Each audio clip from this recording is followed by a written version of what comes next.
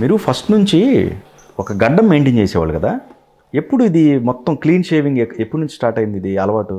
రంబనీకు ఉర్వశినాక్ అని చెప్పేసి ఒక మూవీ చేశాను హీరోగా. అంటే అందులో ఇద్దరు హీరోలు, నేను ఒక హీరోని. అయితే దాంట్లో లైట్ అంటే గడ్డం మొత్తం అంత గడ్డం కాకుండా గడ్డం తీసేసి లైట్గా ట్రిమ్ ఉండి లైట్ బియర్డ్ ఉండేటట్టుగా తెలిసి తేలినట్టుగా ఉండాలి ఆ బియర్డ్. ఓకే, ఆ టైప్లో ఒక క్యారెక్టర్ చేశాను. అప్పటి నుంచి ఇంకా తీయడము. ఇంకోటి పెళ్ళి అయిన తర్వాత పెళ్ళికి నీట్ షేవ్ చేసుకుంటాం కదా. ఫ్రెండ్షిప్ విషయానికి వస్తే ఎవరైనా ఫ్రెండ్ మీకు సంబంధించినంత వరకు, అంటే మీకు ఫస్ట్ నుంచి చూసుకుంటే కొన్ని మీరు చెప్పిన దాని ప్రకారం ఒక ఫ్రెండ్ ఒక అడుగు ముందుకేస్తే మీరు ఒక 5-6 అడుగులు వాళ్ళ కోసం అవును 5-6 అడుగులు కాదు 10 అడుగులైనా వేస్తాను. చేసిన సందర్భాలు ఉన్నాయి కదా. మరి ఉన్నాయి. ఇంకా నా కంఠంలో ప్రాణం ఉన్నంత కాలం నా ఫ్రెండ్స్ని నేను ప్రాణంగా ప్రేమిస్తాను. నాకు ఫ్రెండ్స్ అంటే పిచ్చి. ఒక రోజన్నా మాట్లాడకుండా ఉండలేను. అందులో నా బ్యాడ్ లక్ ఏంటంటే నాకు ప్రాణ స్నేహితులు 5. ఒకటి సదయ్య, తిరుమలాచారి, తిరుపతి, సునీల్, ఇట్లా కనకపాల్, ఇట్లా ఉన్నారు. వాళ్ళల్లో ఒక మిత్రుడు తిరుమలాచారి. మొన్న కోవిడ్ టైంలో ఆయన చనిపోయారు. అది అంటే ఒక్కొక్కసారి సునీల్ అని ఒక ఫ్రెండ్ ఉన్నాడు.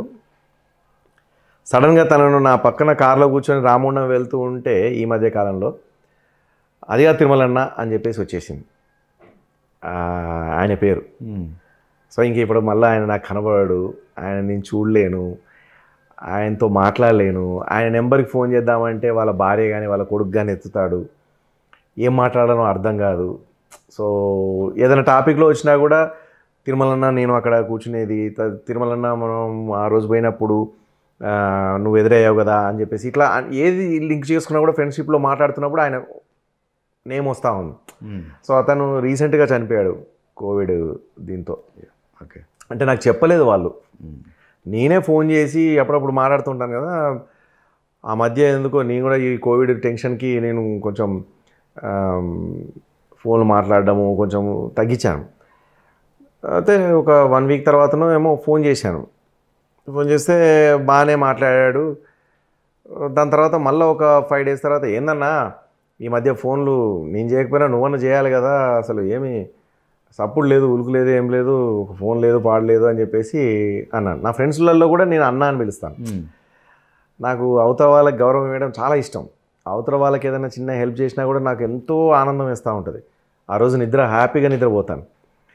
అట్లా అన్న ఏందన్నా అని చెప్పేసానంటే కొంచెం దగ్గుతూ మాట్లాడతామండి. ఏమైంది, ఎందుకు దగ్గుతున్నావు అని అంటే, లేదు శివ నీకు చెప్పలే కానీ నాకు 15 రోజుల నుంచి వెళ్ళి ఇట్లా బాగా ఇట్లా జ్వరం వస్తుంది, వస్తుంది. అరే రాయన ఇది తప్పు కదా అని చెప్పేసి అటు మళ్ళీ వాళ్ళ వైఫ్కు ఫోన్ ఇవ్వమని చెప్పేసి ఆమె ఏందమ్మా నువ్వన్నా చెప్పాలి కదా అని వాళ్ళ కొడుకుకి ఇవ్వమని చెప్పేసి వాళ్ళ కొడుకులను కొంచెం కోపం చేసి సరే అర్జెంటుగా ఇప్పుడు అని మళ్ళీ డాక్టర్ కన్సల్ట్ చేయించి ఆ తర్వాత ఆయనను తీసుకెళ్ళి మళ్ళీ వాళ్ళు ట్రీట్మెంట్ చేయించి ఇవన్నీ చేశారు.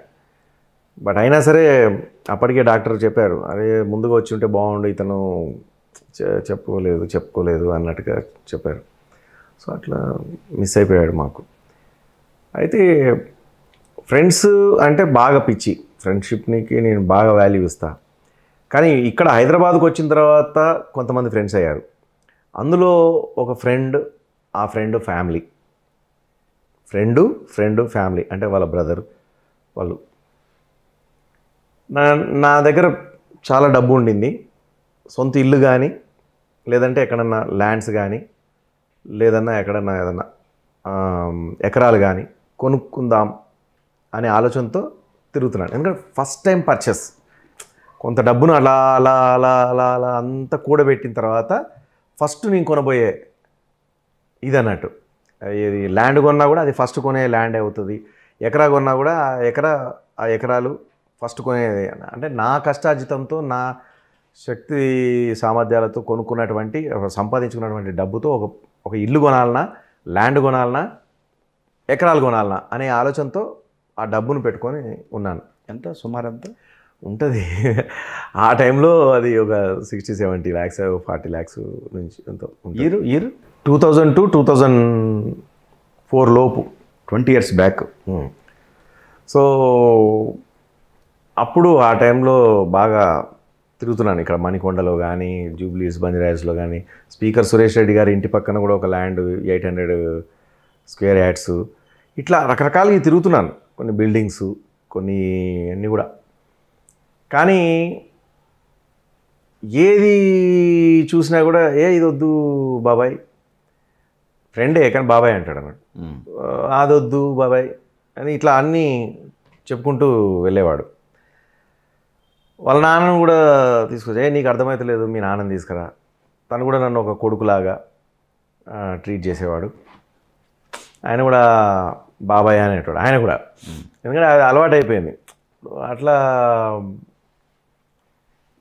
నేను ఈ ఇల్లు చూపెడితే ఎందుకు ఇది బాగాలేదులే, అది చూపెడితే అది ఇది ఇట్లా ఏమో ఈ స్లిప్ ఉందేమో అడుగు, ఏది మనం ఏమంటారు దానికి ఎలక్ట్రికల్ బిల్లు లేదా బిల్డింగ్ పర్మిషన్ ఎల్ఆర్సి ఉందా లేదా, ఎల్ఆర్ఎస్ ఉందా లేదా అడుగు, ల్యాండ్ రెగ్యులేషన్ది, ఈ బీఆర్ఎస్ ఉందా లేదా అడుగు, బిల్డింగ్ పర్మిషన్ది. ఇట్లా అని వాళ్ళని అడిపించేవాళ్ళు అనమాట. అడిపించి సరే వాళ్ళు ఏదో కొంచెం తడబడుతున్నట్టు అనిపిస్తుంది, మనం రేపు వద్దాంలే ఇంకా వేరే దగ్గర ఏదైనా చూద్దాంలే అని ఇట్లా డైవర్ట్ చేసేవాళ్ళు.